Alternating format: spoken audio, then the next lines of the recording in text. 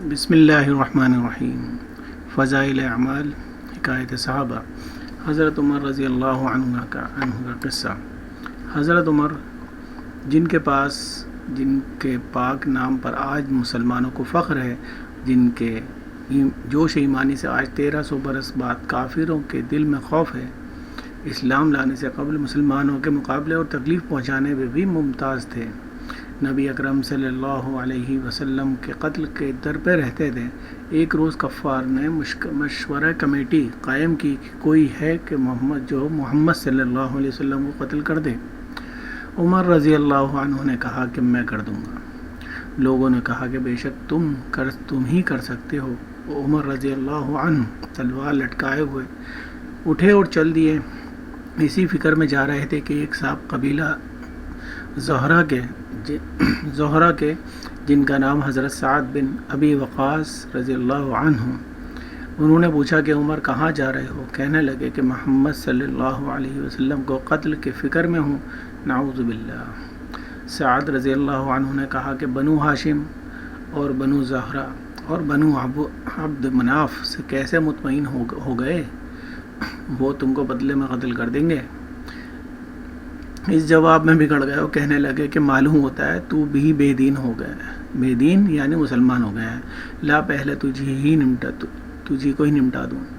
یہ کہہ کر تلوار سونت لی، اور حضرت سعد رضی اللہ عنہ نے بھی کہا یہ کہہ کر کہ ہاں میں مسلمان ہوں، تلوار سنبھالی۔ دونوں طرف سے تلوار چلنے کو ہی تھی کہ حضرت سعد رضی اللہ عنہ نے کہا کہ پہلے اپنے گھر کی تو خبر لے، تیری بہن اور بہنوئی دونوں مسلمان ہو چکے ہیں۔ یہ سننا تھا کہ غصے سے بھر گئے اور سیدھے بہن کے گھر گئے۔ وہاں حضرت خباب رضی اللہ عنہ جن کا ذکر نمبر 6 پر گزرا ہے، کواڑ بند کیے ہوئے ان دونوں میاں بیوی کو قرآن شریف پڑھا رہے تھے۔ حضرت عمر رضی اللہ عنہ نے کواڑ کھلوائے۔ ان کی آواز سے حضرت خباب رضی اللہ عنہ تو جلدی سے اندر چھپ گئے اور صحیفہ بھی جلدی میں باہر ہی رہ گیا جس پر آیات قرآنی لکھی ہوئی تھی۔ ہمشیرہ نے کواڑ کھولے۔ حضرت عمر رضی اللہ عنہ کے ہاتھ میں کوئی چیز تھی جس کو بہن کے سر پر مارا، جس سے سر سے خون بہنے لگا، اور کہا اپنی جان کی دشمن تو بھی بددین ہو گئی۔ اس کے بعد گھر میں آئے اور پوچھا یہ کیا کر رہے تھے اور یہ آواز کس کی تھی؟ بہنوئی نے کہا کہ بات چیت کر رہے تھے۔ کہنے لگے کہ تم اپنی دین کو چھوڑ کر دوسرا دین اختیار کر لیا۔ بہنوئی نے کہا اگر دوسرا دین حق ہو تب یہ سننا تھا کہ ان کی داڑھی پکڑ کر کھینچی اور بے تحاشا ٹوٹ پڑے اور زمین پر گرا کر خوب مارا۔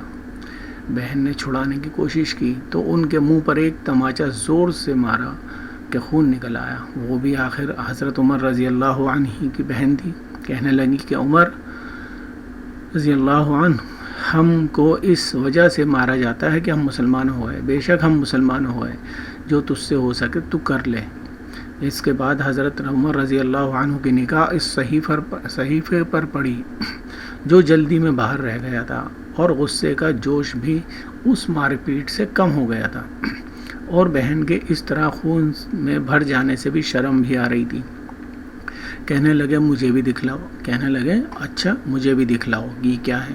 بہن نے کہا تو ناپاک ہے اور اس کو ناپاک ہاتھ نہیں لگا سکتے۔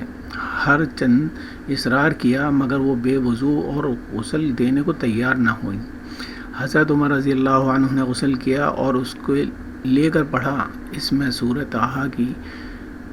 طٰہٰ لکھی ہوئی تھی، اس کو پڑھنا شروع کیا اور اننی انا اللہ لا الہ الا انا فاعبدنی واقم الصلاۃ لذکری تک پڑھا کہ حالت ہی بدل گئی۔ کہنے لگے اچھا مجھے بھی محمد صلی اللہ علیہ وسلم کی خدمت میں لے چلو۔ یہ الفاظ سن کر حضرت خباب رضی اللہ عنہ اندر سے نکلے اور کہا کہ عمر رضی اللہ عنہ تمہیں خوشخبری دیتا ہوں کہ کل شب میں حضور اقدس صلی اللہ علیہ وسلم نے دعا مانگی تھی کہ یا اللہ عمر رضی اللہ عنہ اور ابو جہل میں جو تجھے زیادہ پسند ہو اس سے اسلام کی قوت عطا فرما، اور یہ دونوں قوت میں مشہور تھے۔